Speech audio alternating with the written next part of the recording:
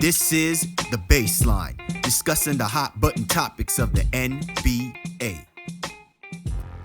Welcome, everyone. This is Cal Lee, dynamic half of the great podcast that we have going on, the Baseline NBA podcast. Alongside of me, my co-host, my PNC, my brother from another mother, Mr. Warren Shaw. Normally, you get to hear us verbally because our podcast, the Baseline NBA podcast, is featured on all major platforms.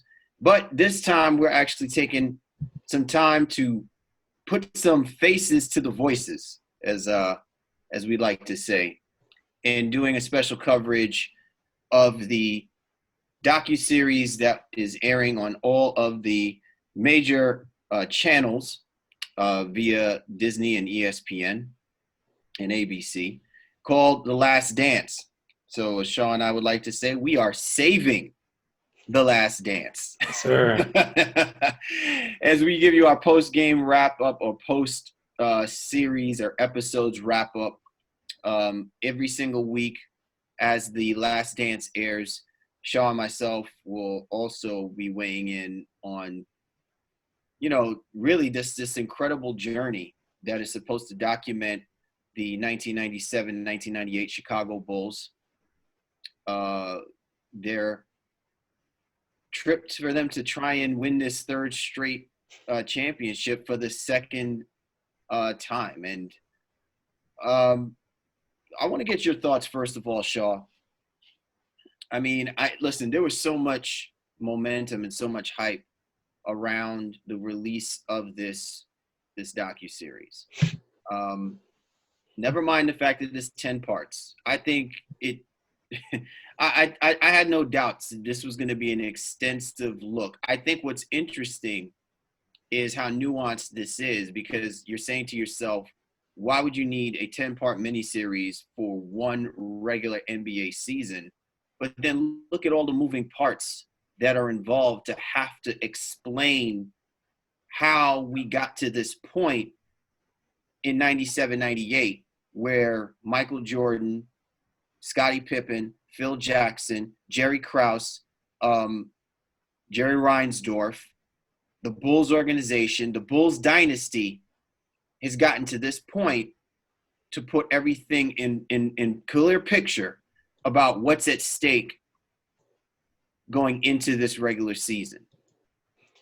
As you said, man, it's extensive, like completely. And now that we've seen the first two episodes, we have a better understanding of why it is 10 episodes long and what makes it so. They're not just giving you in that final season. Yes, it's The Last Dance, and it's centered around why, in essence, the Jordan Bulls, in essence, broke up. But it's going into so much more than that. And some of it is revisionist. And let's be honest about it. If you grew up in the era that we did, some of this stuff you're not maybe learning something, especially when it comes to the Jordan lore, if you will. It's his days back in North Carolina, him growing up, and everything like that as well, too, getting cut from his high school basketball team. Some of these stories are very well documented. But that said, I think they're trying to do a job of where they can touch the generation that didn't see him play and don't know anything about him and only know him for basketball shoes that come out, that you're trying to stand in line at Foot Locker or Champs to get. They didn't see what the whole lore was about, so they haven't gone back. And I think it's trying to touch and encapsulate all generations of basketball, more recent basketball, I should say. So anywhere, in your 40s to 50s years old, or whatever the case may be, this is all really interesting for you. But if you're 18, 19, Jordan hasn't played in a while, and you have no real frame of reference for some of the things he went to and working with Scottie. You probably never even heard of Jerry Krause or Jerry Reinsdorf. Like, who are these, two old white guys who keep taking up screen time? And to us, knew them very well. And even back then, I had a certain level of Jordan fandom and Bulls fandom that I was very invested in what that Chicago Bulls team did. And just reliving some of that stuff, learning the troubles they had with the front office. But again, just even going back and learning about Pippen's backstory some more, being reminded of Pippen's backstory. John Paxson and Scott Burrell. I mean, all kinds of people flashing through this thing. David Stern and Craig Sager, RIP. All these gentlemen were a part of this whole story of basketball, and it's not just about Michael Jordan. So let's try and, while we have this time, let's try and break down some of the dynamics that really stood out to me with regards to the first two parts of this docuseries, right? And it's interesting. You and I, Shaw, we work in industries where our voice, depending on where you're positioned, can only go so far. And I think you can make the argument that one of the reasons why we, I think, tout the idea that Michael Jordan is the greatest athlete is because Michael Jordan did what few athletes could do under the circumstances that he was under and that he dealt with during his tenure as being a Chicago Bull, right? So to break that down better, think about the dynamics that were going into this 97-98 season. You have Jerry Krause against Michael Jordan, Jerry Krause against Phil Jackson. You have Jerry Reinsdorf against Jerry Krause. You have Jordan, Jackson, Pippen, Reinsdorf against Krause. You have Krause against Pippen, right? And then you still have the rest of the supporting cast against Jerry Krause. And you have now what was revealed somewhat, Jordan versus Pippen, that we learned in the second part of the series. All of this is happening, and we're still talking about them being the best team in basketball, bars none, expected to win a championship a third consecutive year, second time over. Yeah, and it is basically you just put, Jerry Krause versus the world, and then kind of the internal issues. Yeah, and the internal things that resulted of it primarily from Krause. Listen, at the end of the day, though, it's funny because, and we're jumping around here a little bit, but if we take kind of what the crux of episode 2 was, and it was about, in my opinion, the disrespect of Pippen as an all-time Robin, as a guy who even could be a lead dog if necessary in certain instances. But his agent has some to blame with it. But Pippen is still the player, right? Oh, there's so many. There's so many people who I think should carry the brunt for. Yeah, but Pippen is also one of them. So right, exactly, and and that didn't get highlighted. That did not get highlighted or but emphasized. He comes from a home that is, in essence, had a lot of strife, and he needed to figure out a way to take care of his family, and the people that he was growing up with, and he needed to do that expeditiously. So 7 years, a 7-year deal. I mean, we don't have contracts that long right now anymore, but a 7-year deal at that time, gave him the stability and security that he wanted. And I don't know, Reinsdorf gets on there and says, hey, I didn't think he should have signed that deal, but who might have turned down the bargain. And I don't know, maybe he advised him or not. Like, we'll never know. Reinsdorf's of course going to make him seem like a good guy now, or try to just do what an ordinary businessman would do. But Pippen messed up there, and then he tried to get out of it, or wanted reparations, for lack of a better phrase, for the years of service. And not to say that he wasn't owed it, but the deal was bad to begin with. Okay, so first things first, Jerry Reinsdorf, while it's unique for him to say, I would have told Pippen not to sign that deal. He comes from a place where any hard-working blue-collar person hearing that from someone who's made the kind of money that he's made is almost a slap in the face to that person, because it basically is saying, well, just so you know, I'm screwing you over, and now that you've learned your lesson, don't let anyone screw you over again. I mean, to me, that seems a little disingenuous, okay? No disrespect to Jerry Reinsdorf. He's playing the game, but he's doing it at his own peril. Number two, if you are Michael Jordan, I think you need to own some of this, because if you're making $33.1 million per year, right, or for that year, and you are the most powerful player in the game, he could have been using his power, his platform, to levy pressure on Krause renegotiating that contract. Now, I'm not saying that Pippen would do such a thing, or Jordan has to do such a thing. But what I'm saying is you now see today's NBA players, literally demanding trades and, shaking up everything going on right now.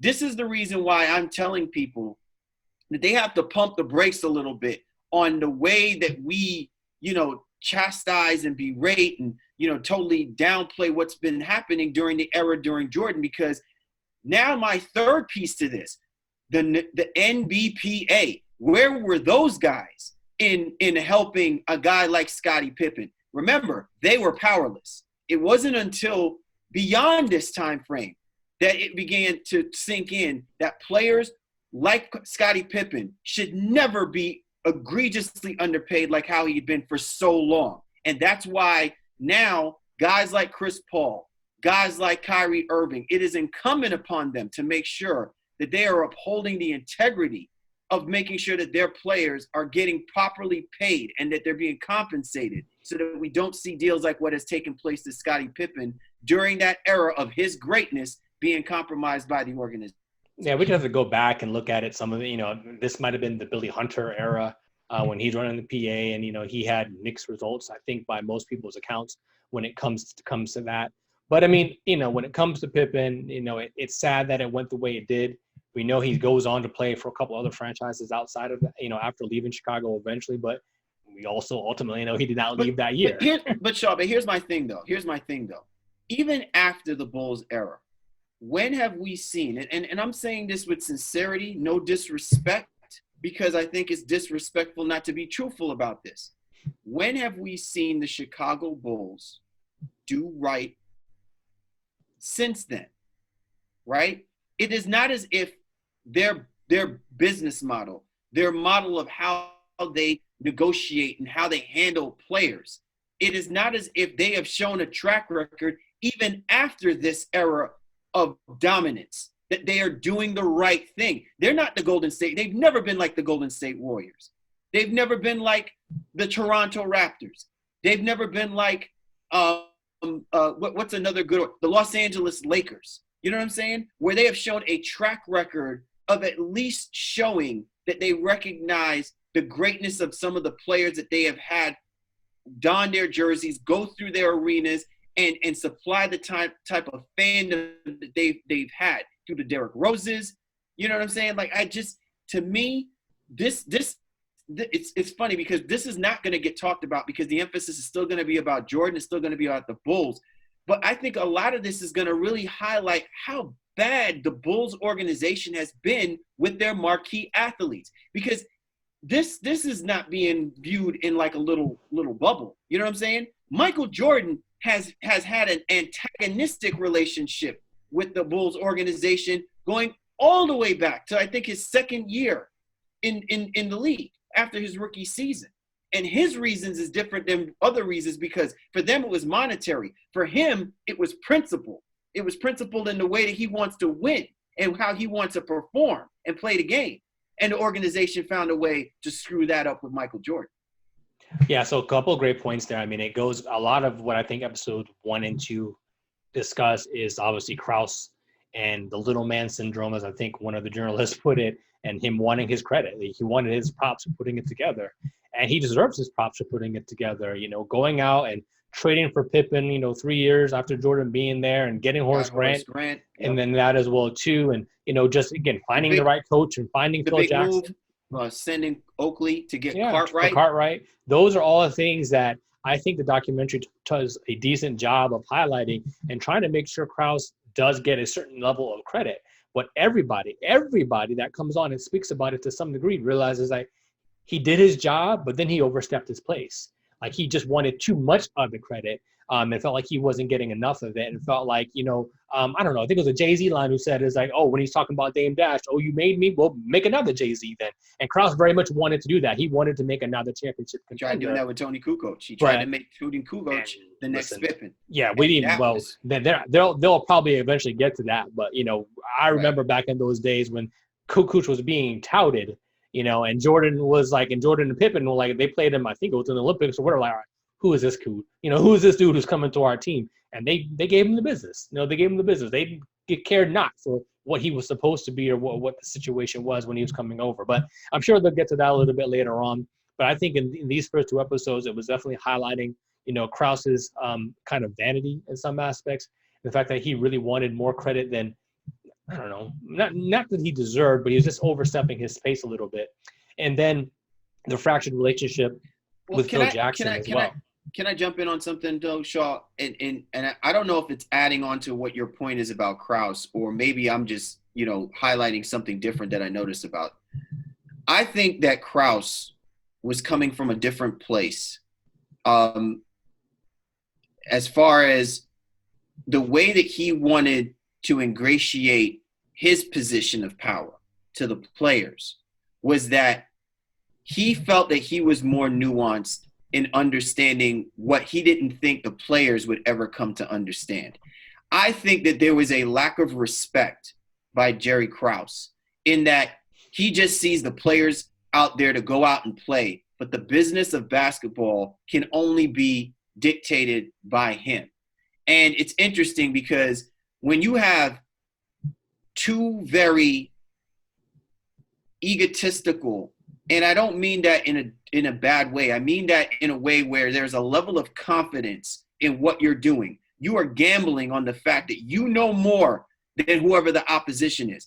Jordan did that, and Krause did that. And unfortunately, they tried doing this, crisscrossing these paths to say, you can't tell me that I don't know the business of basketball, right? Because I play the game. And Krause is saying, you can't tell me I don't know the game of basketball because I'm the person who made sure that you got drafted, or I'm the person who made sure that I got you the team that you wanted to get your championships. You see what I'm saying?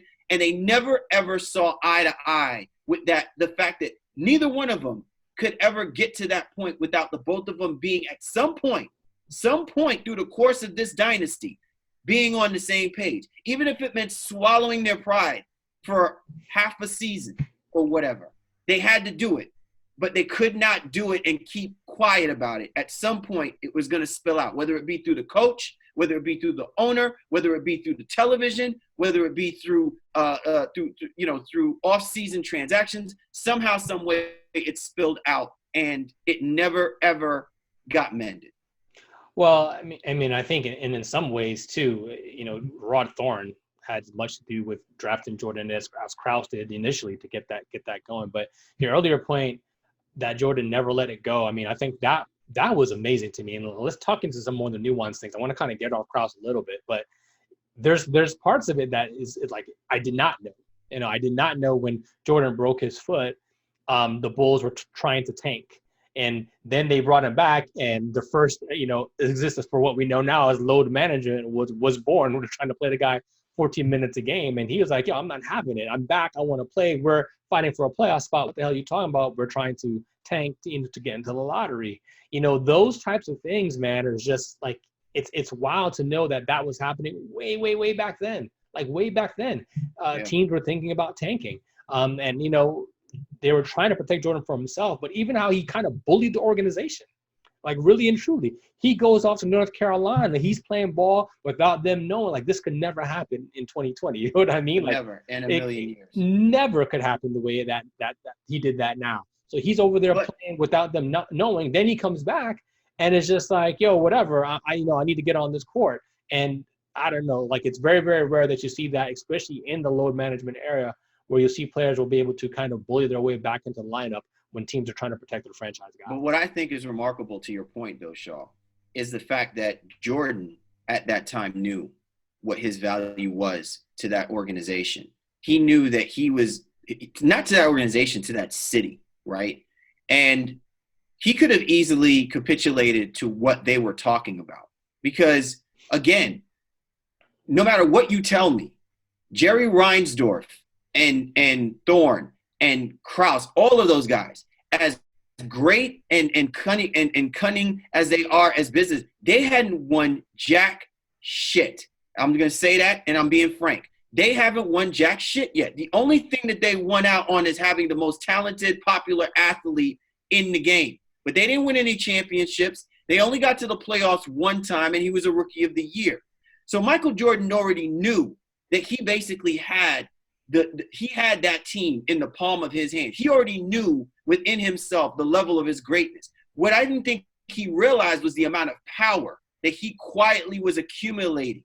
And this moment that was being highlighted in this docuseries, Shaw, I think you put it out, you laid it out perfectly. I think that, to me, and it wasn't said, but we saw it. That was the moment that we recognized that he was no longer going to be Michael Jordan, that he was going to be MJ, right? It wasn't what he did in the All-Star break. It wasn't the 63-point performance. That's all good. That's all competitiveness. We're talking about the power of a player and his influence on an organization. And the fact that Larry Bird would never get away with this with the Boston Celtics. Magic Johnson would never have gotten away with this with the Los Angeles Lakers. And Isaiah Thomas wouldn't have gotten away with this if he would with the Detroit Pistons, right? Because those organizations have built winning with or without superstar players. Michael Jordan was the first person to show us that he had an organization and a city in the palm of his hand, and he demanded that his word, his voice, the way he plays, how he's seen, is going to be properly reflected moving forward. And I think a lot of that was just the way he was able to command presence as he was blowing up and bringing life back to that city, back to that arena, back to that team. And you're right, without them having championships to rely on to kind of say, hey, we're this organization. Think about LeBron coming to Miami. Pat Riley throws a bunch of rings on the table and is like, all right, do it my way if you want to win. The Bulls couldn't do that to Mike. Like, they didn't have that level of, power. And so when he came in there and realized how good he was becoming and what he meant, and this is still only year 2, that says a lot. But you're right. And I think that kind of transformed him. And you see, that's one thing that's pretty cool about this documentary. You see the levels to Jordan as he continues to rise. You see, in high school getting cut, what that did to him, did that to his ego. And then he gets a UNC and, Dean Smith calls the play for him for the game-winning shot. And he's playing James Worthy, after practice. And James Worthy was a great quote. I was better than him for 2 weeks, and then what that meant for him. So then he saw how hard he worked to get better there. And then again, coming to Chicago, being drafted 3rd, et cetera, et cetera, et cetera, and then breaking his foot, coming back and winning that team in the playoffs and going to the Garden, dropping 63. Yes, they lost those games or whatever, but just knowing that, he had a Boston Celtics team with all their lore, kind of shook and shaking their head. I mean, great shots, great work by Jason Hare. You saw Rick Carlisle just frustrated. Dennis Johnson frustrated. Bill Walton pissed off that they got switched or had to take turns trying to even guard the guy, while Boston still won that series, right? So, but that's what I'm saying. You just see the kind of the evolution, even in the first 2 episodes of Jordan, as he kind of found his way and really moved into his greatness overall. So I think one thing we definitely need to make sure that we touch on as we start, inching a little bit further into this docuseries, Phil Jackson. And to me, the fact that this series is cleverly entitled because of the meeting that Phil Jackson has with his team going into the season, calling it The Last Dance, or just saying Last Dance. But I think, a lot of people have made or kind of, dug their graves. I'm calling it their graves in this belief, of saying Greg Popovich is the greatest head coach of all time. Some people may say Larry Brown. Some people will probably say Mike Krzyzewski, whatever.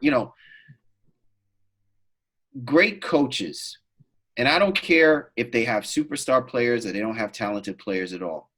Great coaches are not just about the wins and losses. Great coaches are the ones that figure out a way to galvanize their team to do things that people, even if they expect it, can't quantify it, can't, figure it out how they're able to achieve it.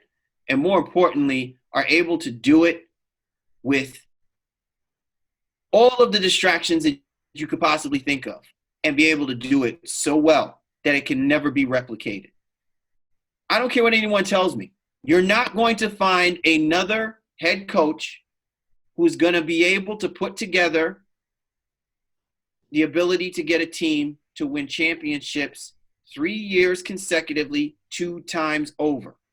Oh, and by the way, had not their best player left for a year and a half, that we could have probably been seeing this going on for what, 6, 7 years in a row, 8 years in a row, if the organization didn't dismantle this team. You know what I'm saying? 97, 98. I don't think people are giving Phil Jackson enough credit. I hope, and I'm sure that this docuseries is probably going to highlight just how great of a coach he really was in that time frame. We often think that head coaches are timeless. They're really not. There is a point where they have a peak, and their voices are going to be, they resonate amongst the players. Anyone that plays for them will go out and do great things. There were 2 periods of Phil Jackson's greatness. I don't know which one you want to say was better than the other, but I can definitely tell you this. Phil Jackson and what he did to keep this team together now, this being exposed, I think should really help people really calm down with this. Oh, he was only great because he had great players, and not give Phil Jackson his credit as really being a great coach. Even when a guy like Krause is trying to strip that from him during the course of the time that they were winning those championships. Yeah, I mean, the less blatant disrespect, this will be Phil Jackson's last year. Like, again, it's he so could go wild. 82 and 0. And how so still wild to me. He still won't come back as the head coach. And, how do you not come? How do you coach through that? Yeah, I really wish that, some of these things we could have had the social media reaction and the memes, for some of this stuff that was happening, because it was some wild shit going on. And this is why you and I are saving The Last Dance. Yeah, it was some wild stuff. And, I with Phil, where I put him is, I think I gave him a lot of credit for those first 3. And then they kind of had the way, they knew the way. I think bringing Kobe and Shaq together was probably a little bit harder, based on even the amount of those egos. To me, while Jordan's ego was tremendous, I don't think there was another ego, especially in those first 3, that was really challenging. And not even Pippen at that time. Pippen didn't really start to smell himself, so to speak, until the back 9, if you will, or the back 6, of the championship. But Kobe and Shaq had it immediately. So I think meshing those 2 was probably a little bit harder. And maybe I'd give him a little bit more credit for. But again, the fact that he won 6 out of 8 or whatever it was in Chicago is just stupid, it's great that now we are past Phil Jackson in the New York Knicks role, and we can just go back to appreciating him for the great coach that he was and the great things he accomplished on the sidelines. Yeah, I mean, listen, we cannot excuse, crazy Uncle Phil, for the antics that he has committed over the last few years. I think that, he's gotten cabin fever, and therefore is missing the Los Angeles Lakers and, missing his ex-boo and everything like that, and just, felt the need to be up in his feelings and just start taking it out on this generation's NBA. And that's all fine. That kind of saltiness, a lot of people can get over, but you don't excuse these periods of greatness that Phil Jackson displayed as a head coach. And the fact is, look, he may not have had a lot of successful people, from his coaching tree go out and do things, but he was still responsible for players who now, under another coaching tree like Greg Popovich, learned not only how to talk to players, learn how to coddle their egos. That wasn't always Popovich, because Popovich was the disciplinary. Pop was the X's and O's type of person. Where you're seeing the mental state of coaching, like the guys like Steve Kerr and the guys like Kenny Atkinson and these guys, a lot of them are understanding that there's also a mental aspect to this. There's a way that you need to channel and get what you can from some of these players. And that always didn't come from guys like Popovich. That did come from guys like Phil Jackson. I think people need to make sure that they give him his props for that. Yeah, no doubt. So I want to move on from Phil, and obviously there's a lot of stuff that I can talk to about Jackson, even the Tim Floyd thing, being recruited, et cetera, et cetera. But, that was yeah. I mean, but again, that was grimy. That lends back to Krause and we get it. Krause was kind of an a-hole. Sour Krause. Sour Krause. and it's cool. Again, he did his job well, but listen, he was an a-hole about it. But I think I just love hearing some of the nuanced stories, some of the bench conversations, some of the stuff, especially that year when Pippen, kind of going back there, but when Pippen purposely sat out or waited to get the surgery to kind of give you the FU to Krause and the rest of the ownership. And then Jordan was struggling, and he's just everyone's ass in practice, trying to get them to be on the same page. I think our boy Joe Cardoso from Nuts and Bolts Sports had thrown out a question out there saying, "Do you think Pippen was being selfish, or was he tweeted out a poll to kind of gauge on whether or not Pippen's move on sitting out, or delaying his surgery." was a selfish move, from his part. And it's interesting, some of the commentary and feedback from other people, because everybody's saying, oh, Michael Jordan making 33 million, and Pippen only making, taking a 7-year, $18 million deal, and Jordan's talking about Pippen's being selfish. And I'm just like, see, this is exactly the reason why people almost put their foot in their mouths when they make comments like this, because you really don't understand what Michael Jordan was trying to articulate there at that time frame. This wasn't just about the money, right? Like, I get why Pippen was doing what he was doing. You know what I'm saying? But that wasn't where Jordan was coming from. Jordan is not Pippen's accountant. Jordan is not Pippen's agent. So we can feel however we want to feel about whether or not Jordan did or didn't do enough for Scottie Pippen as far as negotiating a fair contract for what his value was going not just into that season, but what he's done for the Chicago Bulls. What he's talking about is in the locker room. And I think that's where a lot of people, I think, tend to go off the rails at times when they start dissing Jordan about him being selfish. Michael Jordan was a player in the locker room, not just a superstar, not just the man. He was in that room. He commanded the respect because he earned that respect.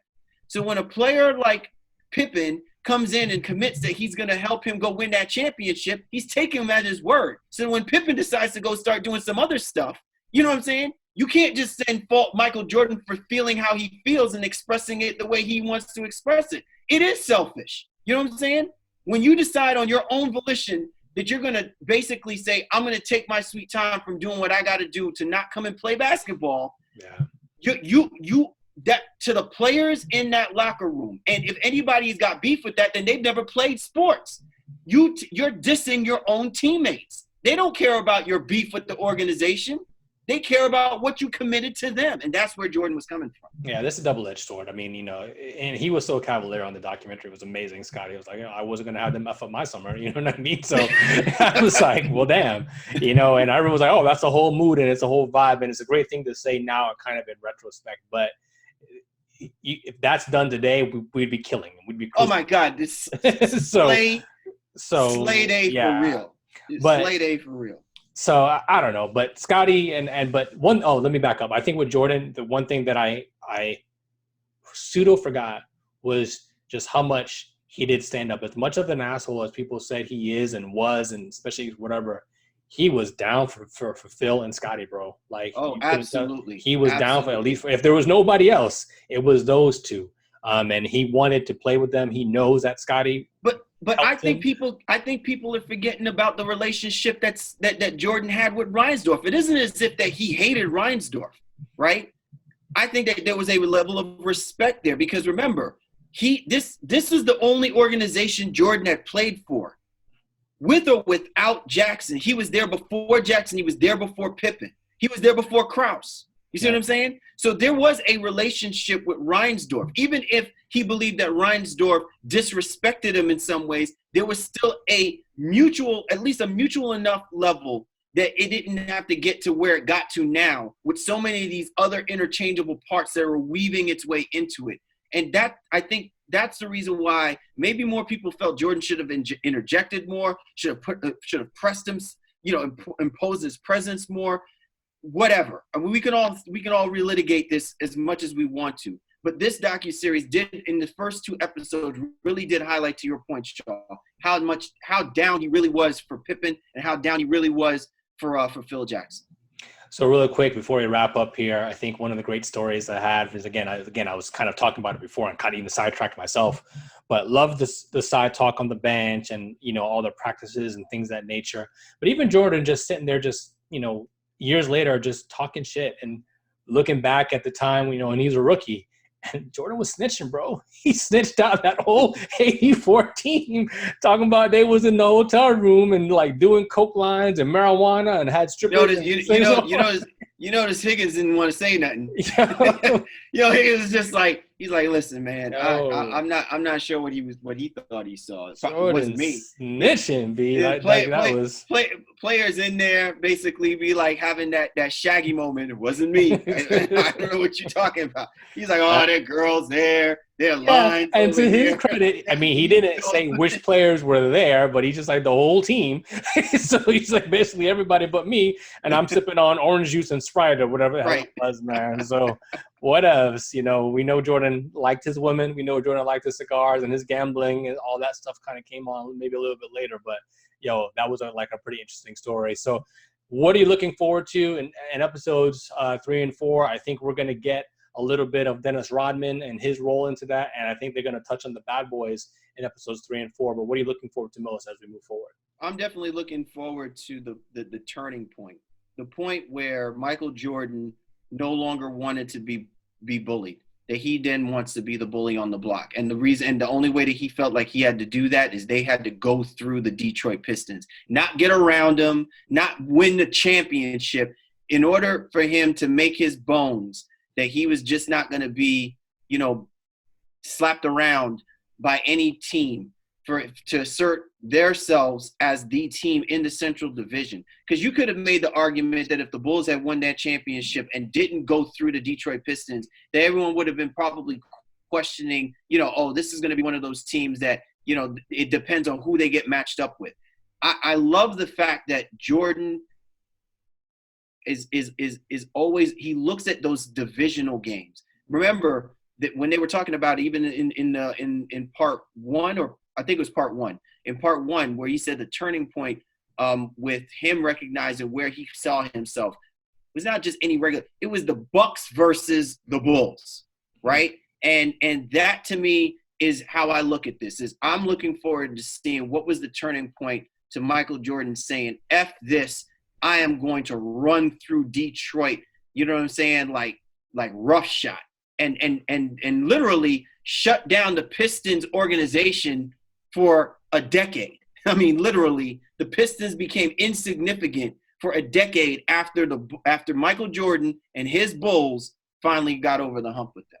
Yeah, and Detroit, they gave them, I don't know how many years in a row, was it 2 or 3 years in a row where they exited Chicago from the playoffs. So once Chicago got the upper hand, and typical Jordan fashion, he didn't let go. And I'm definitely looking forward to that. If people haven't seen the Bad Boys documentary on ESPN 30 for 30, that's definitely something to watch too.